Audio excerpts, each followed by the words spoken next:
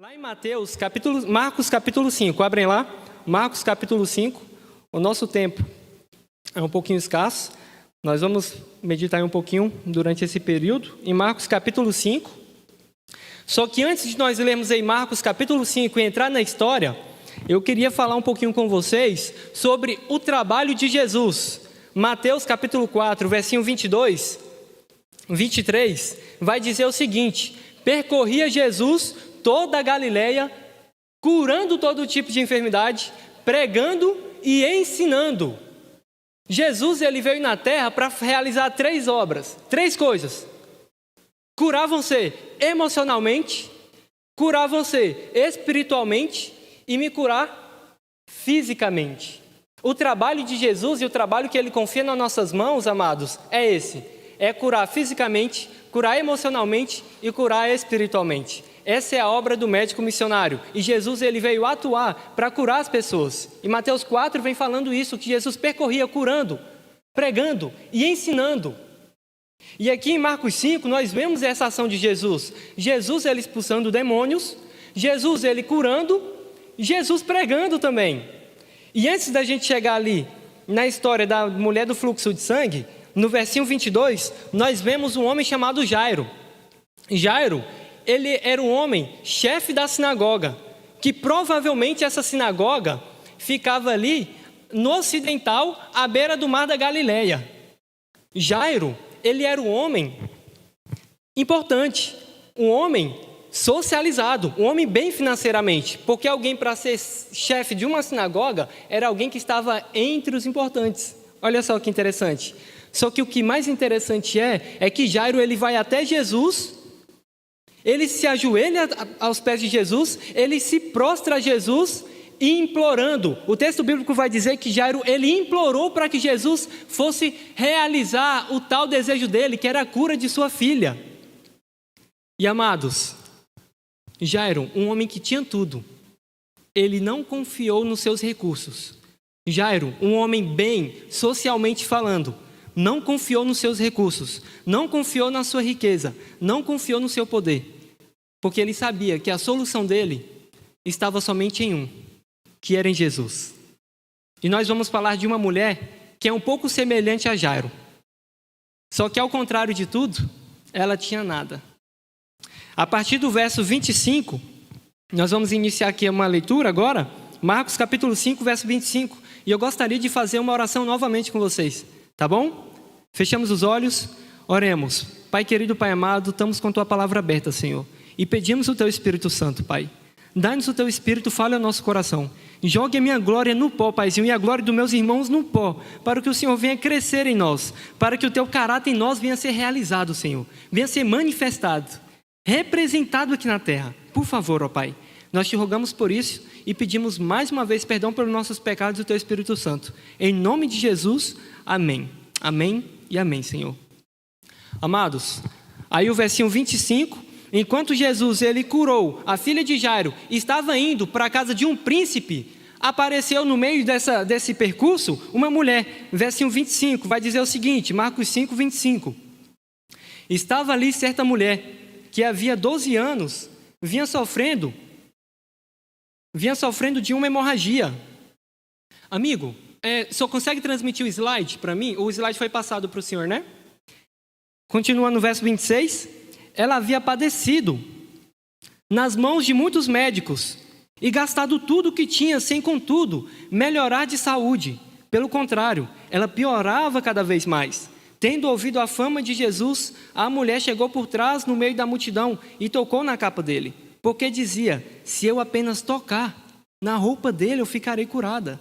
E logo a hemorragia se estancou e ela sentiu no corpo que estava curada daquele mal. Jesus, reconhecendo imediatamente que dele havia saído o poder, virando-se no meio da multidão, perguntou: quem tocou na minha roupa? Os discípulos responderam: o Senhor está vendo que a multidão o aperta e ainda pergunta: quem me tocou? Ele, porém, olhava ao redor para ver quem tinha feito aquilo.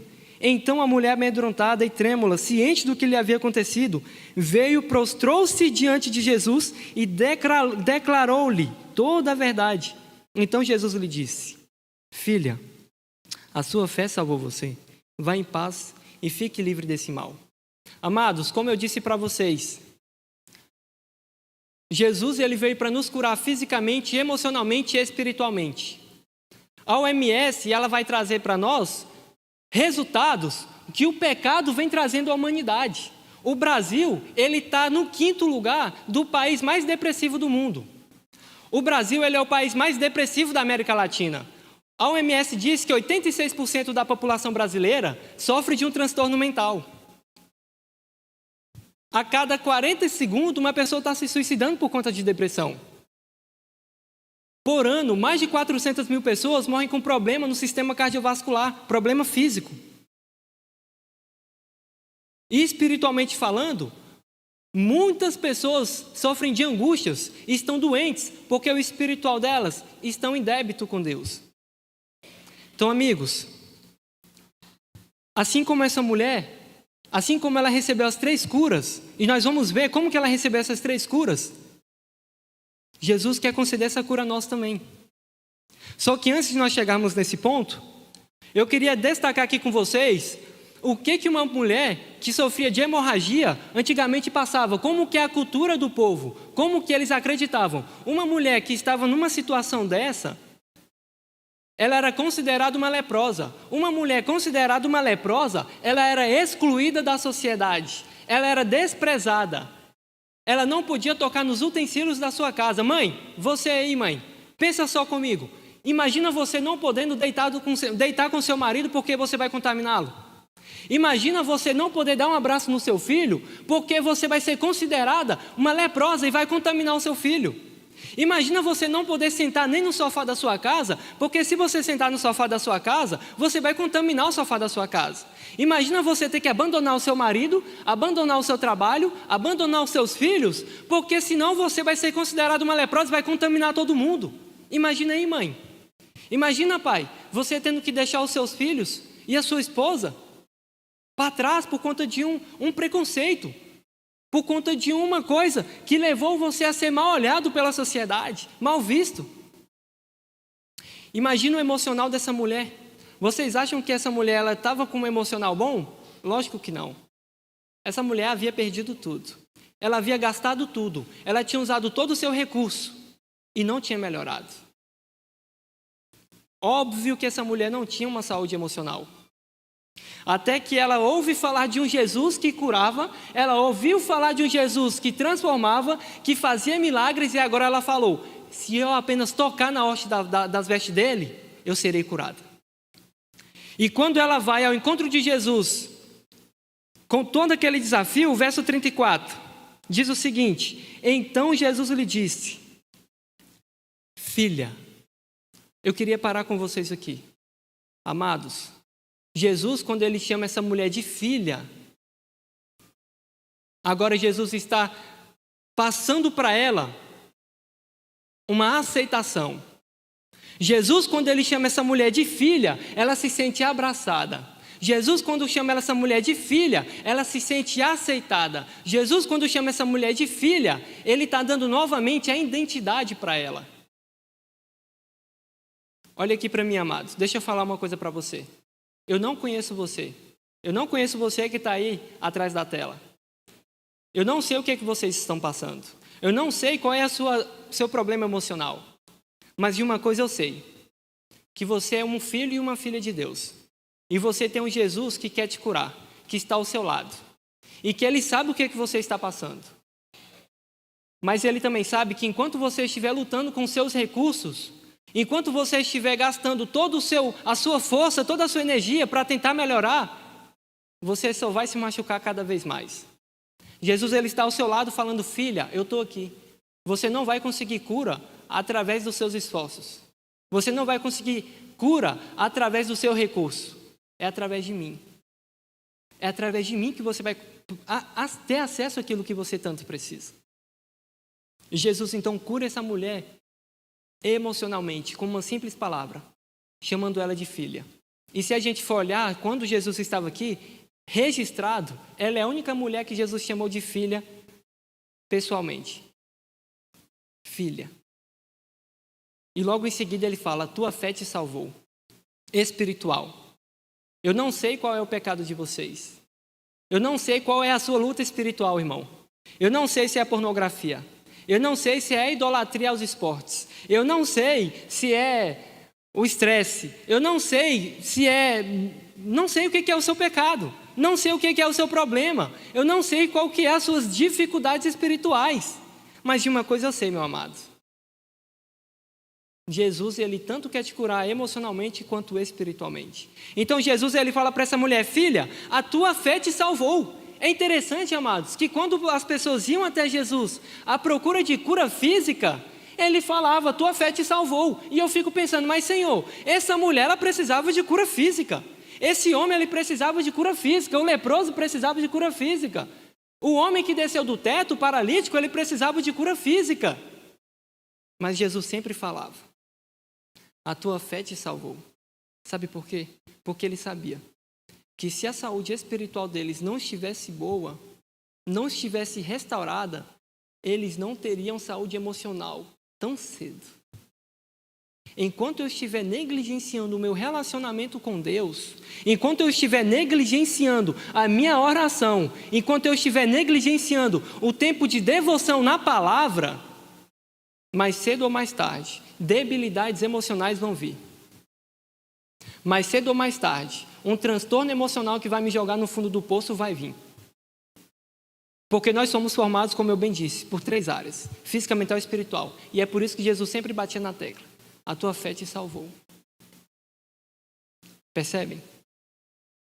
Muitos dos nossos problemas têm sido por conta da negligência à oração e estudo da palavra, e a gente não entende. Por que eu não consigo lidar? Por que eu não tenho força para trabalhar em cima disso? Por que eu não estou conseguindo vencer essa dificuldade? Negligência, oração e Bíblia. Simplesmente assim. Oração e Bíblia. Ah, mas é só um dia sem ler a Bíblia. É um dia sem comer. E um dia sem comer pode te desnutrir o suficiente, espiritualmente falando, ao ponto de jogar você numa doença tão profunda, meu amigo. Percebe? E continuando, Jesus fala para ela: vá em paz e fique livre desse mal. Cura física. Então nós vemos que Jesus curou essa mulher fisicamente, emocionalmente primeiro, espiritualmente e fisicamente. E a mesma cura que Jesus quer conceder para mim e para você. Só que ele estabelece um princípio. Só que ele estabelece para mim e para você uma circunstância. Um acordo. Se você me buscar, se você orar, se você ler a Bíblia, se você abrir a porta do seu coração. Percebem? Só que eu me pergunto também, amados, muitos daqueles homens, enquanto Jesus estava pregando, enquanto Jesus estava curando aquela mulher, enquanto Jesus estava na casa de Jairo, muitos homens estavam ao redor de Jesus. E eu não entendo como que muitos homens ao redor de Jesus não conseguiu arrancar nenhum poder dele. Eu não entendo como que muitos homens estando ali, irmão, imagina aí, o Senhor perto de Jesus, imagina vocês, perto de Jesus, triscando em Jesus, encurralando a Jesus, imagina, irmão, mas o Senhor não conseguia arrancar nada dele. Imagina aí, Manu, você aqui, ó, pertinho de Jesus, triscando em Jesus, tocando em Jesus, mas não sai nada de Jesus. Imagina você aí que está atrás da tela, você aí junto com aquela multidão. Já pensou se fosse você? Naquela multidão, ao redor de Jesus, não conseguir arrancar nenhuma lasquinha do poder de Jesus, necessitado de cura, necessitado de poder, necessitado de graça, necessitado de misericórdia, e não conseguir arrancar nada. Como assim, Lucas? Aí vem uma pessoa do nada, atravessa toda uma multidão e trisca na roupinha de Jesus, ó, triscou na roupinha. E foi curada. Como assim? E Jesus para e fala assim: eu senti, pera, eu senti que saiu o poder de mim. Aí os discípulos: mas como assim, Senhor? Tem muita gente tocando o Senhor, tem muita gente aqui apertando a gente, muita gente aqui nos encurralando e nos empurrando, em contato contigo. Como que o Senhor vem me perguntar quem me tocou? Jesus fala: eu senti que de mim saiu o poder. E por que ele não sentiu quando aquela multidão toda estava tocando nele? Amigo, o slide não quer passar? O senhor consegue passar para mim? Olha só o que a serva do Senhor diz para nós. A turba admirada se comprimia em torno de Jesus. mas não sentira nenhum acréscimo de poder vital. Mas quando a sofredora mulher estende a mão para tocá-lo, crendo que se restabeleceria, experimentou a vivificadora virtude. Assim nas coisas espirituais. Amados, prestem atenção nisso que eu vou ler para vocês e vocês também estão lendo comigo. Falar de religião de forma ocasional, falar de religião de maneira casual, orar sem ter alma faminta e viva fé, nada aproveita. A fé nominal em Cristo, que o aceita apenas como seu Salvador do mundo, não pode nunca trazer a cura à alma. Percebem? A fé que aceita Jesus nominalmente não pode jamais, nunca trazer cura à alma. A fé que opera a salvação não é um mero assentimento espiritual à verdade. Eu estou sentindo. Eu sinto. Fé não é sentimento. Fé não é sentimento. Fé é certeza. Fé é crer naquilo que não se vê. Não é sentimento à verdade. Meu Deus, agora sim. Fé não é sentimento. E crer que Jesus, eu estou sentindo que Jesus é o meu Salvador. Ele é o Salvador do mundo. Não é assim que funciona, amado. Não é assim que funciona. A fé nominal em Cristo, que o aceita apenas como Salvador do mundo, não pode nunca trazer cura à alma. Às vezes nós não recebemos a cura que a gente tanto espera, a vitória sobre o nosso pecado, porque eu tenho aceitado Jesus de uma forma nominal, somente. Jesus é o meu Salvador, mas de uma forma experimental ou de uma forma nominal? O que é isso, experimental a Jesus? Nós falamos muito a respeito do que os homens, heróis da fé, lá atrás passaram. Falamos muito sobre os mártires que morriam firmes, cantando e louvando. Falamos muito a respeito de homens que foram diferentes, como Elias, Enoque, Noé. Falamos muito do que os pioneiros fizeram, como Martinho Lutero e outros homens que foram fiéis até a morte. Falamos da experiência deles. Mas eu pergunto para você, e a minha experiência? Quais experiências eu tenho para contar com Deus? Faça essa pergunta para você mesmo. Quais experiências eu tenho para contar? Quais experiências eu tenho passado com Deus? Qual foi os momentos que eu tive eu experimentei o poder de Deus, o poder vivificante? Ou será que eu estou vindo para a igreja, aceitando a Jesus? E fica por isso mesmo. Nunca tive uma experiência profunda com Cristo. Uma fé nominal. Pode passar o próximo slide, amigo, por favor. Jesus não deu nenhum ensejo para que a superstição pretendesse haver uma virtude curadora no simples toque das suas vestes. O ato de Jesus ter parado e perguntado, quem foi que me tocou? Ele queria deixar bem claro, não é um toque externo que vai extrair poder de mim. Não é você estar conectado externamente comigo que você vai extrair os benefícios comigo. Não é porque eu pego a Bíblia,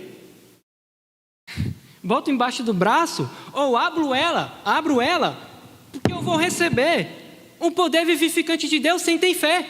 Isso não existe. Tem pessoas que lêem a Bíblia de cabo a rabo, como diz o ditado, e não tem transformação nenhuma. Satanás sabe a Bíblia de cor. Ateus estudam a Bíblia e sabem de cor. Pessoas estudam o espírito de profecia e a Bíblia e sabem mais do que eu. E não tem transformação, não tem uma experiência vivificante com Cristo. Mas eles estudam. O estudar não é o suficiente. Jesus, ele quis deixar isso bem claro. Por isso que ele parou e perguntou, quem me tocou? Mas Senhor, muitas pessoas estão te tocando.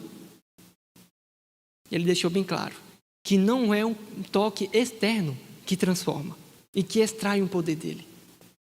E a serva do Senhor continua dizendo, não fora pelo contato exterior com ele, mas por meio da fé, que se firmava em seu poder divino, que se operara a cura. A fé, foi a fé. E é abrindo a palavra de Deus, e é orando com fé, que eu já sou um vitorioso sobre os meus pecados. É orando, abrindo a palavra de Deus, falando, Senhor, Obrigado pelo que o Senhor já fez e pelo que o Senhor ainda fará, mas eu nem sei o que o Senhor vai fazer. Mas obrigado, Pai. Mas obrigado. Porque eu sei que o que o Senhor vai fazer é 1000 vezes melhor do que eu posso imaginar. Porque é impossível para mim, mas não é para ti. Meu Pai, obrigado. Porque o sangue do teu filho foi derramado. Para que hoje eu não assistisse mais pornografia. Para que hoje eu não passasse mais tempo nas redes sociais. Para que hoje eu não passasse mais tempo nas redes sociais do que contigo. Para que eu não hoje ouvisse músicas do mundo. Para que hoje não comesse coisas que te desagradam. Obrigado, Senhor. Porque o Senhor providenciou o sacrifício do teu filho. Para me fazer hoje ser feliz emocionalmente, fisicamente e espiritualmente através do sangue do teu filho que foi derramado na cruz. Muito obrigado, Pai. Pai, hoje eu sou assim assado, mas em nome do teu filho Jesus, eu serei vencedor e serei diferente, pela fé. Eu não estou vendo isso como vai acontecer, meu Pai, mas pela fé eu sei que vai. Uma fé, amados, tendo a certeza que Jesus já concedeu. Nós temos que pedir tendo a certeza que Jesus já concedeu a vitória. Amém? E amados, eu queria contar uma história para vocês. Eu trabalhei como obreiro bíblico durante um tempo, na cidade de Marabá. Eu e a minha avó, que inclusive está lá na Serra do Cipó, junto com a nossa amiga ametista, que muitos conhecem. Como o mundo é pequeno, né? Minha avó do nada apareceu lá e conheceu a ametista. Ó.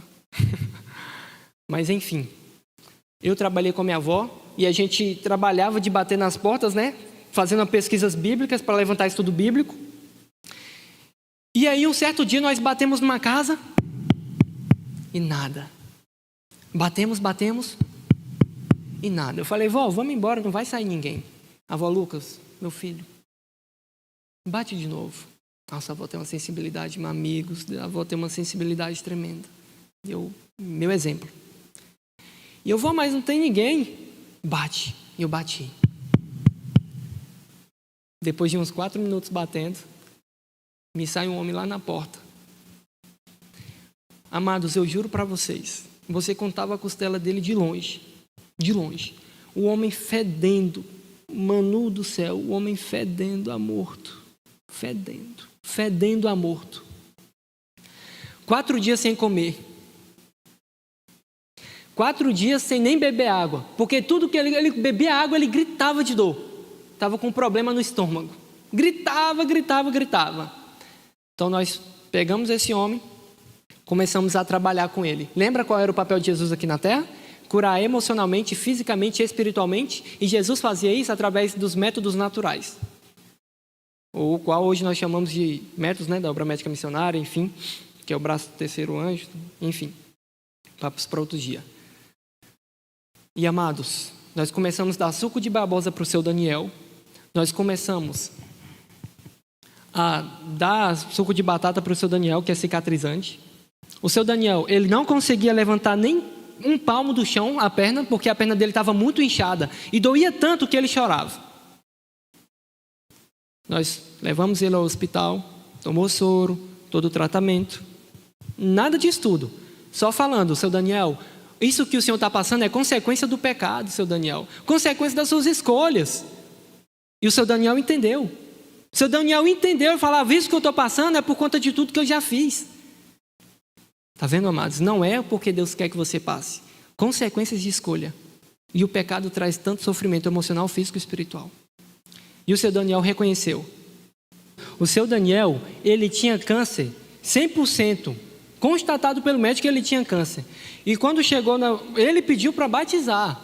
No final do evangelismo, ele pediu para batizar. Então nós pegamos o seu Daniel, cheguei na casa dele, ele chorava demais, Manu. Pensa, no homem que chorava. Aí, meu amigo, irmão, eu peguei e falei, seu Daniel, o senhor tem certeza que o senhor quer batizar? O senhor está chorando de dor, seu Daniel, vamos marcar para outro dia. Não, eu quero me batizar hoje, porque eu tenho certeza que a minha carne podre e os meus pecados vai ficar tudo naquela água. Isso é fé. E nós levamos o seu Daniel no carro, chegamos lá, eu e um outro irmão chamado Wellington, nós pegamos o seu Daniel no colo devagarinho e colocamos ele dentro do tanque. Seu Daniel saiu do tanque chorando, com dor e emocionado. E na semana seguinte, irmã, Nós levamos o seu Daniel no médico para resolver outras questões, fazer outra bateria de exame, e o câncer de próstata dele tinha desaparecido. Desapareceu. Como assim? Fé. Fé. Se um câncer de próstata de um homem foi capaz de desaparecer, por que o seu problema não pode ser resolvido? Por que o meu problema não pode ser resolvido? Percebe? O que Deus quer de mim, de você, é só que a gente tenha fé e acredite, experimente desse poder vivificante. Para a gente finalizar, eu queria ler só mais 2 textos com vocês, pode passar, por favor? Que diz o seguinte: cada palavra, cada ação é uma obra para Deus. Aqui está a fé em Deus e a fé nos homens. Cristo nunca teria dado a sua vida pela raça humana. Olha isso. Cristo nunca teria dado a sua vida pela raça humana se ele não tivesse fé nas almas pelas quais ele morreu. Cristo nunca teria morrido por você se ele não teria fé em você, se ele não tivesse fé em você. Pode passar, amigo, próximo. Estamos agora, amados, em meio aos perigos dos últimos dias, quando muitos serão purificados, embranquecidos e provados, que esses sejam eu e vocês, em nome de Jesus. Mas os ímpios procederão impiamente, e nenhum dos ímpios entenderá, mas os sábios entenderão. A advertência é dada: não durmamos como os outros, mas vigiemos e sejamos sóbrios. Que a obra de reforma tão essencial pudesse começar.